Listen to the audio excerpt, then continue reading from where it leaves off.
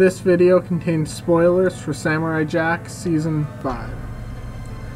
As Samurai Jack continues, gets better and better with every episode. It's kind of like my feelings when I was watching the original series. Every time a new episode would pop up, I'd just be amazed by how great it was. And you know what? This revival is exactly what I want to see from Samurai Jack. I didn't want it to be bad, and I'm so happy it's not. It's actually better. I'm just gonna say that. I don't care what other people think at this point. This revival is better than the original series.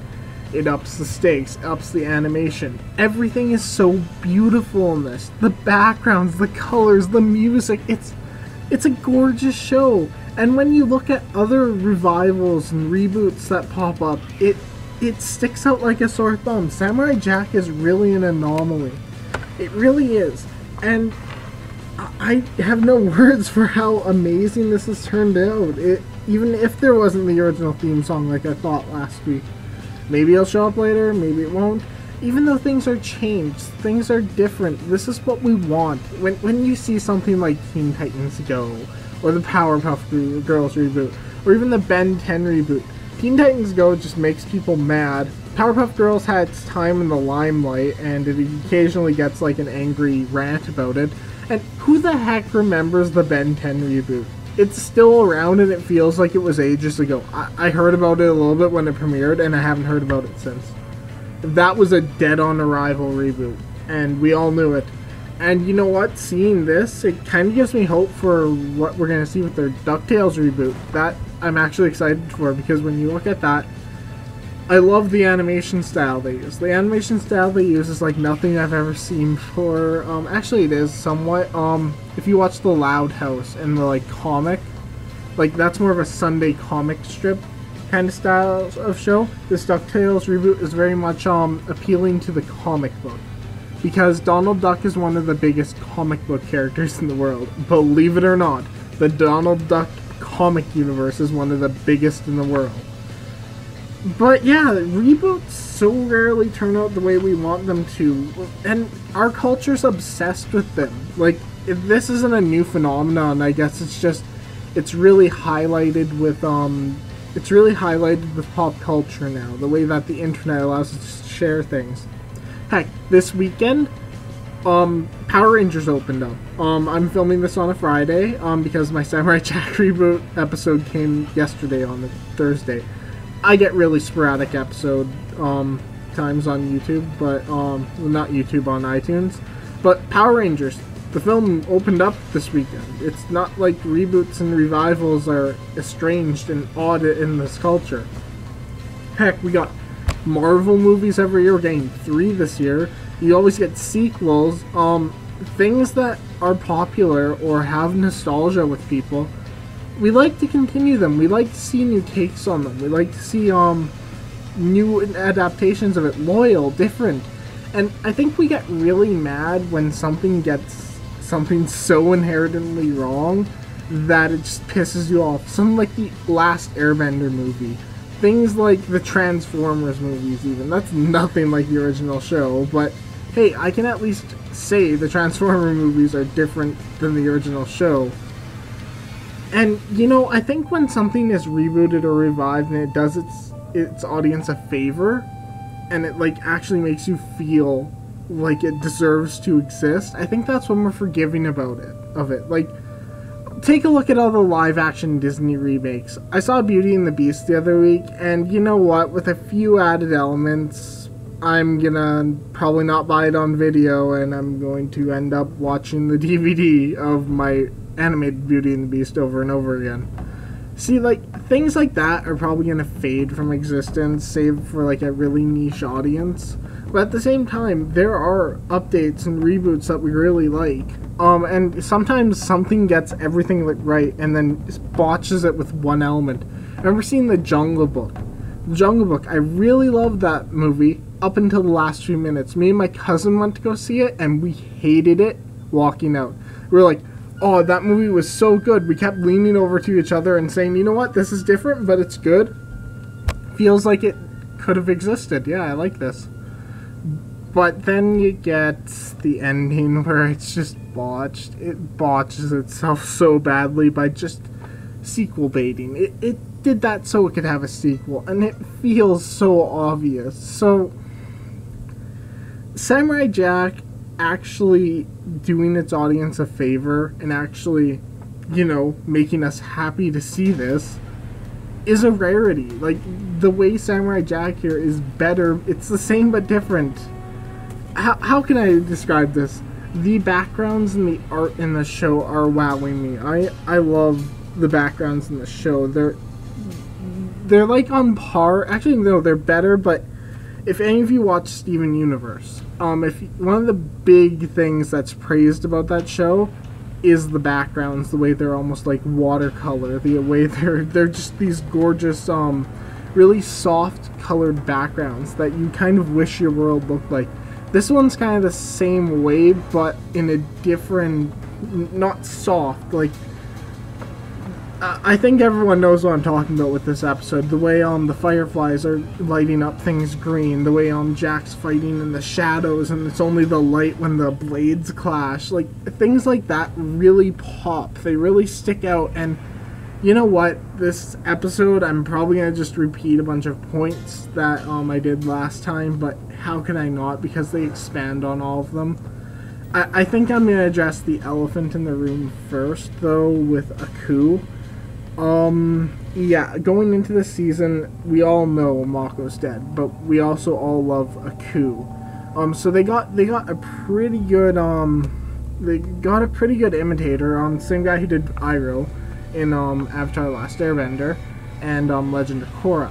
Now, this guy, you can notice a slight tonal shift if you look for it, but even then, it still works. It's like a nitpick, finding an issue with this. Even then, I just notice a difference. It's not like I hate it or say, oh, the old voice was so much better. No, it's just I notice it's different. It's not like I'm like freaking out over this.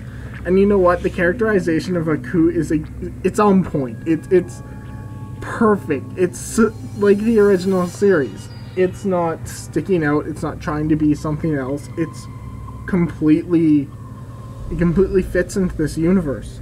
So we have Aku thought Jack would just die normally because he couldn't like overcome him. We even see this, like, he doesn't even care about these new beetle bots, which were actually made by the scientists from Tales of X9. Like, it's this new beetle bot that he destroys in one hit. Like, you see why Aku thinks he's lost hope. He's like depressed because he can't defeat the samurai. He doesn't know he doesn't have a sword anymore, which is interesting because I thought maybe he would have lost it in the confrontation with Aku, but you never know. I don't know what's going on with that. It could deal with the like green spectral night we keep seeing. It could just be its own thing. You never know.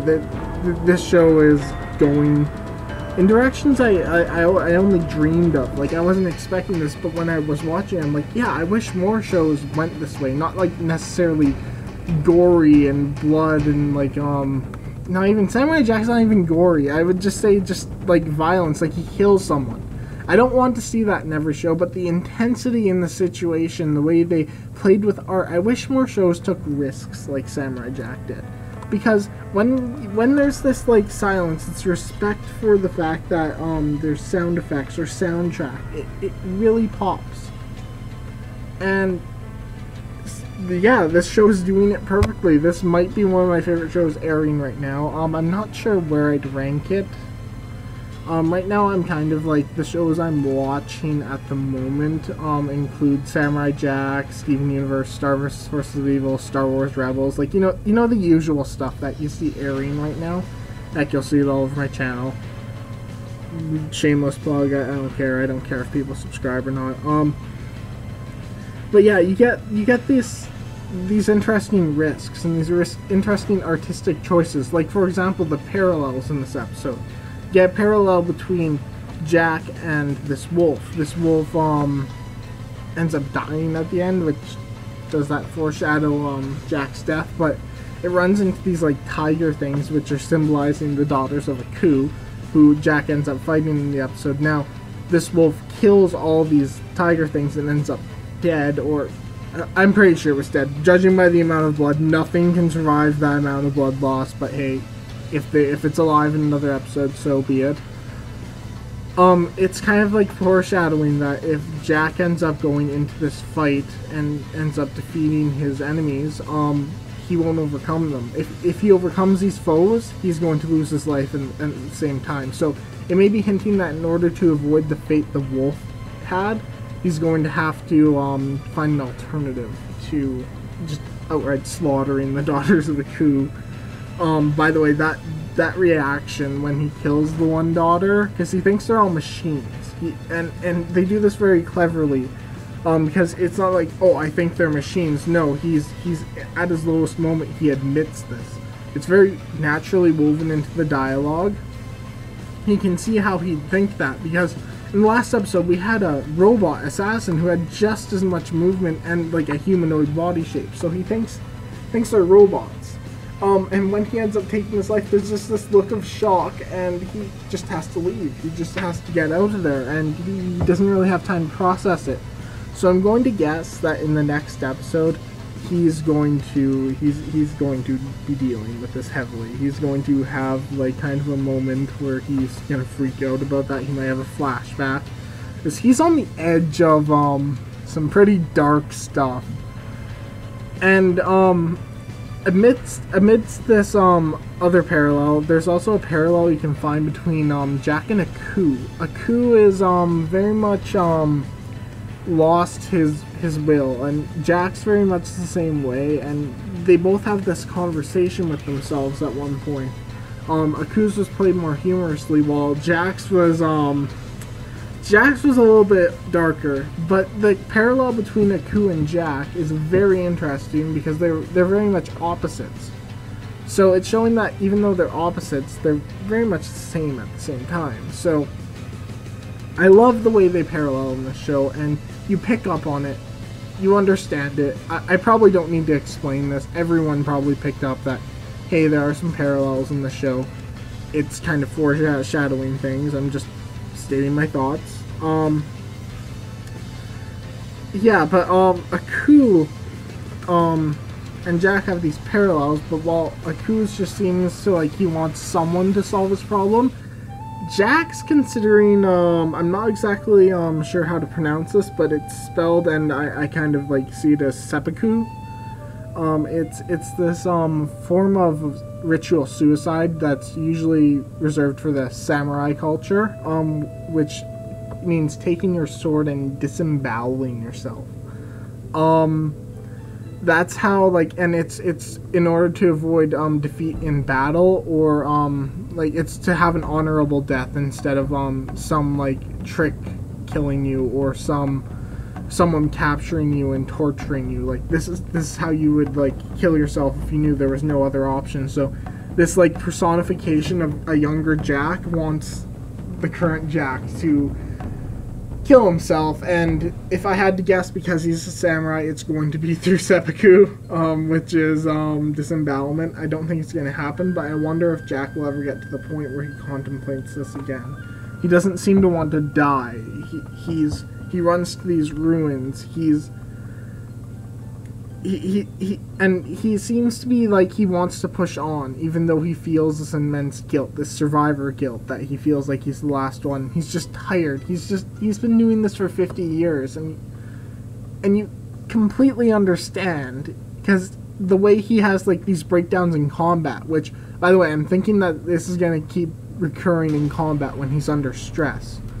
He had them last episode twice. Well, once was twice, actually 3 times. Twice were not in combat, but when he was in combat last episode with that assassin, he ended up just having this mental breakdown in the middle of this battle, and he has one again when he's hiding under this like carcass of a robot and having this conversation to himself. So I'm wondering if this trend will continue, where he has these internal conflicts at pinnacle moments in these combats.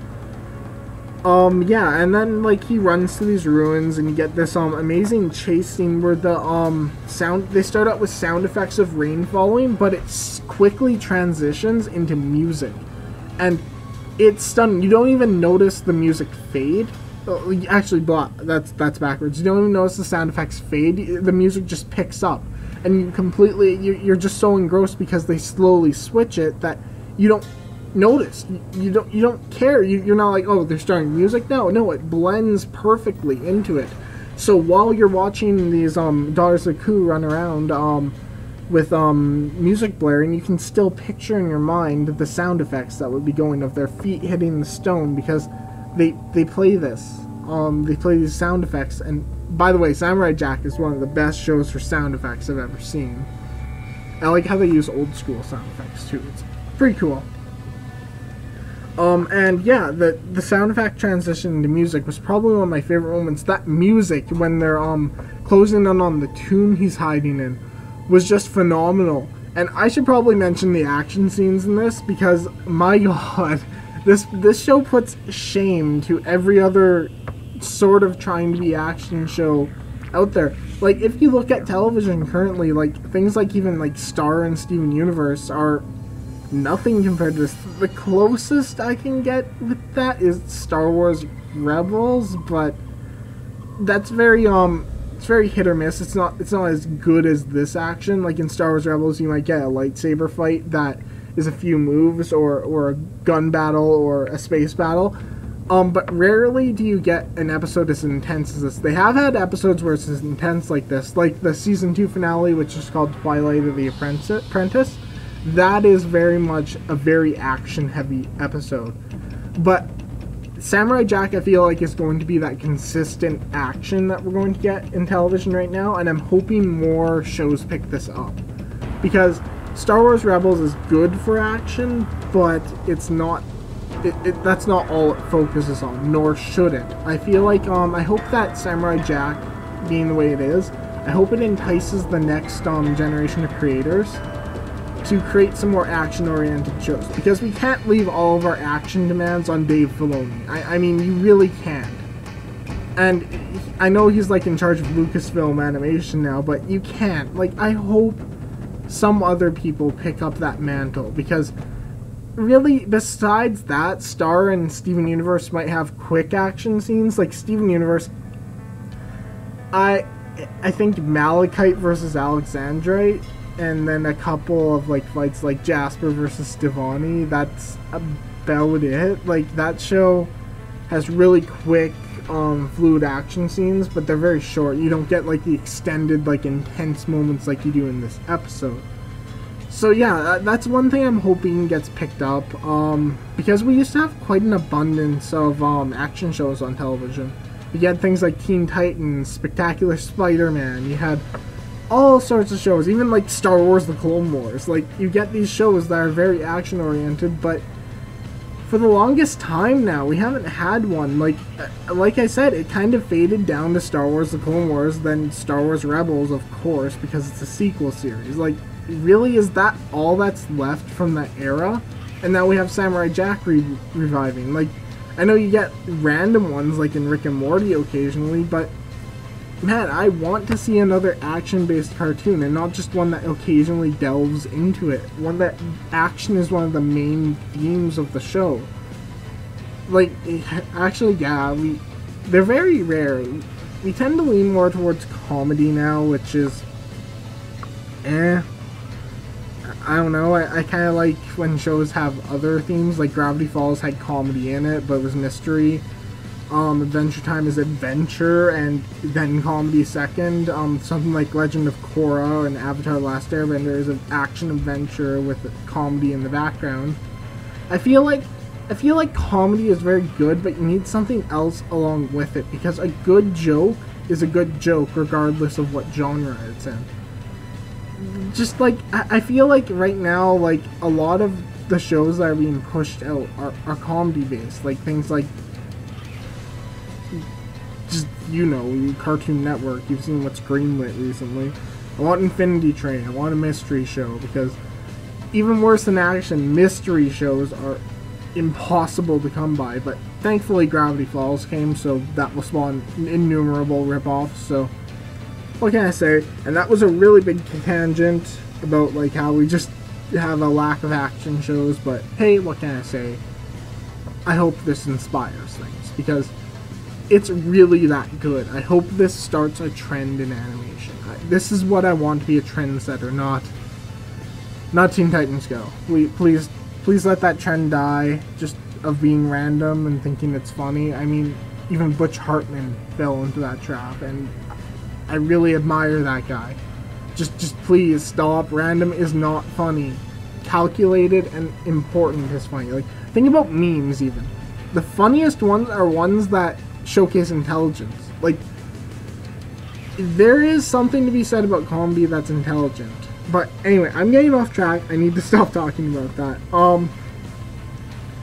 I also want to mention, the Daughters of Aku all have different weapon specialization. I kind of noticed that. It's kind of like the one that he kills had a sword, but there's one with like a club, another one has a spear, another one has, I actually think that's, yeah, I think that's a full spear, yeah. But yeah, you get all these different weapons, so I'm wondering if each one's a different weapons expert, or if they're lined up in another way. I did watch the preview for the episode that aired, at the time of recording this, it will air tomorrow.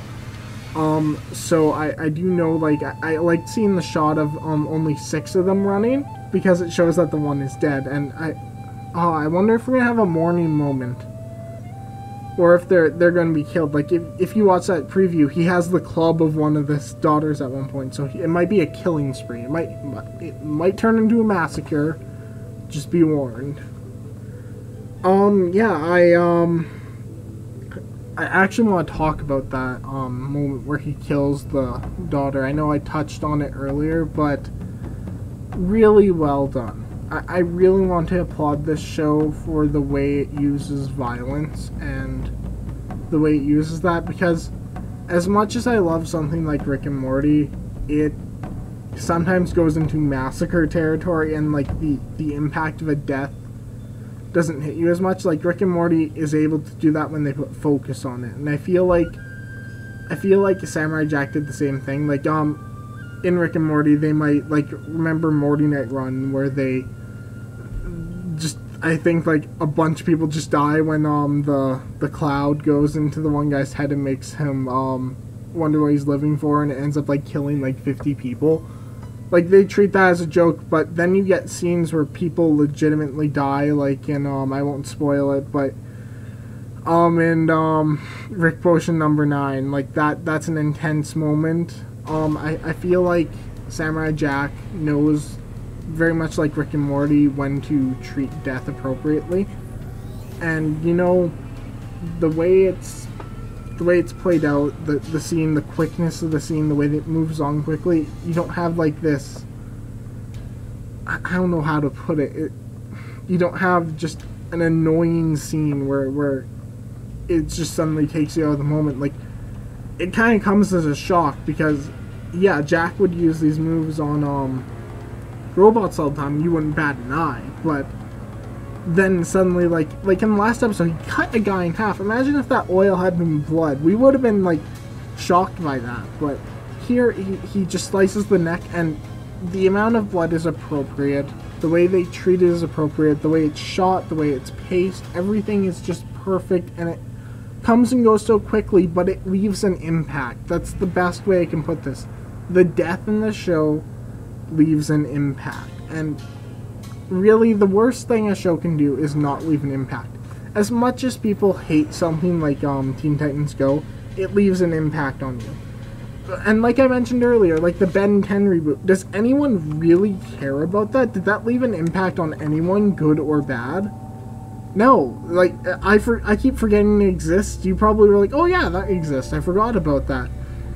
But that's the point. The way this show is able to give you that impact and make you feel something is really applaudable. Like, the image just, like, implants itself on your head. It's very much like scenes in other shows. Like, when people draw, like, fan art of Gravity Falls, when Mabel says, Uncle Stan, I trust you, that's a moment that really leaves an impact.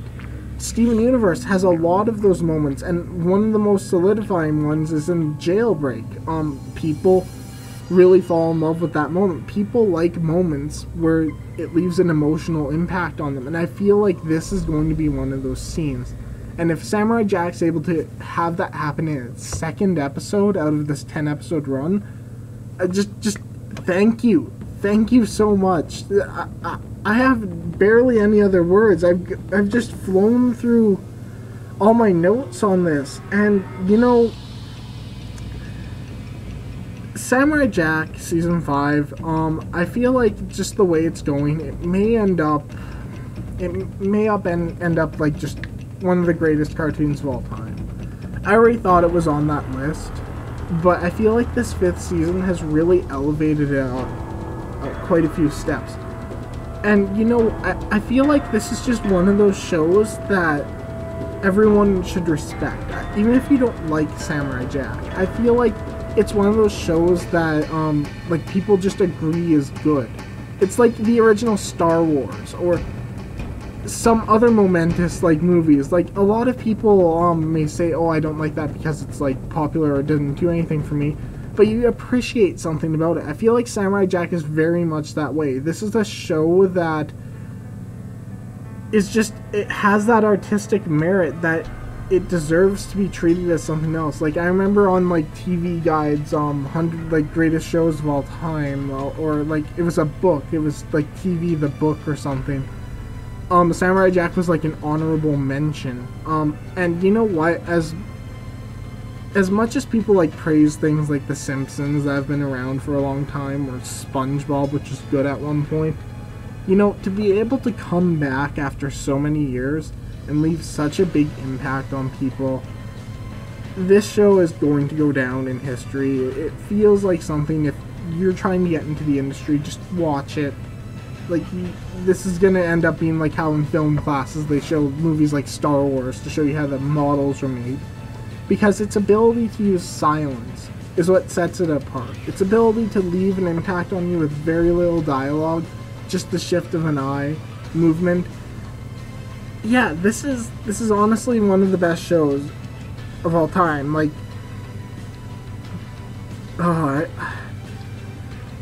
I'm just at a loss for words. This episode, I don't think it left as big of an impact on me as the last episode of Star Wars Rebels, which was Twin Suns.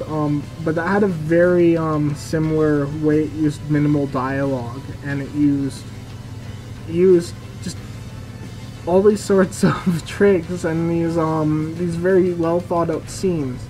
By the way, if you are a fan of Samurai Jack, I really highly advise you go check out Star Wars Rebels. It honestly, like when I'm talking about how we don't really have action shows on television, this will really grab your attention, especially if you are a fan of Star Wars. You may just be holding it off because it's like on Disney Channel and stuff. Honestly, I kind of hope it gets more attention. And you know, that show kind of has one of the prejudices of just being a Disney program. Like when people think Gravity Falls, how'd that come out of Disney Channel? I feel like people will sometimes bypass just something as beautiful and as amazing as Samurai Jack just because it's animation. And you know what? That makes me really sad because look what they're missing. You wouldn't be watching this video if you weren't a fan of this. And you know, I only recently got into this show, and the impact this show has had on me is substantial. I really can't describe how happy I am I got into this show. I probably would have just seen it eventually if I didn't have my animation club. And it really goes to show, if you're out there right now and you're just watching the same shows over and over again, try pushing outward and watching some other stuff. You never know what you'll find. This year alone, I've discovered Samurai Jack, Invader Zim, and you know, you never really find a show unless you take that risk, unless you take that jump. I discovered Avatar: The Last Airbender, which I consider to be the greatest Western animated show of all time. It seriously has a contender now. I discovered that by watching the pilot episodes on Nickelodeon one evening with my brothers. That we just got, like, I remember we just got Nickelodeon and like Cartoon Network and Disney channels. I remember that leaving an impact on me too, and a lot of other people remember that show and as one of the great ones. So, you know, if there's a show that you're planning to watch in the future, and you're like, oh, I'll get to it one day, I hear it's good, but I'll get to it one day. Whether it be something like Danny Phantom, whether it be Samurai Jack, whether it be Gravity Falls, you know what? If you hear it's good, and you hear it's good from somewhere you trust, or somewhere, even somewhere you don't trust, give it a try. You'll be surprised. For example, for my animation club, even though I didn't end up liking it I ended up liking it, but I don't think like it's something I'll return to constantly. We had to watch My Little Pony Friendship is Magic for my animation club. Now, of course, I never really got into it. I don't think I'll ever watch it again. Like, I'm glad I saw it, but it didn't really like appeal to me. But I didn't expect that to be as good as it was, and apparently those are the lesser seasons. Like that was a surprise for me. Doesn't mean I have to like instantly be like, oh, I am blindly following this. That's something you have to remember. If you're trying to get into something, it doesn't mean you're instantly a fan. If you're nervous that, oh man, I'm not sure if I'll like this, because I'm not sure if I'll get into it, you don't have to. Just try it. You never know what you'll find. I never would have liked The Loud House if I had never tried it. I would have just seen it as, oh, I would like that show when I was a kid. The nostalgia you get from that is crazy. Yeah, if you're thinking of trying something out, just go ahead and do it. Because, you know, I never would have gotten into Samurai Jack unless I had that animation club. And I feel like I would have missed something really good of having to watch these episodes and wait a week. So, yeah, that's about all I can leave on. I know I probably didn't talk very much about Samurai Jack, mostly talked about something else. But you know what? As one of my favorite YouTube series, Midnight Screening, says, the less you talk about something, the better it usually is, because it's so perfect that you can't find flaws in it. Yeah, if you haven't watched that, it's a movie reviewing group. It's Stone Gremlin Productions, if you want to check it out. It's two guys in a car, two guys or a girl in a car, and they talk about movies. They talk about movies they just saw in the theater. And, you know, it's kind of funny because when they talk about something that isn't on topic, it's usually a good movie.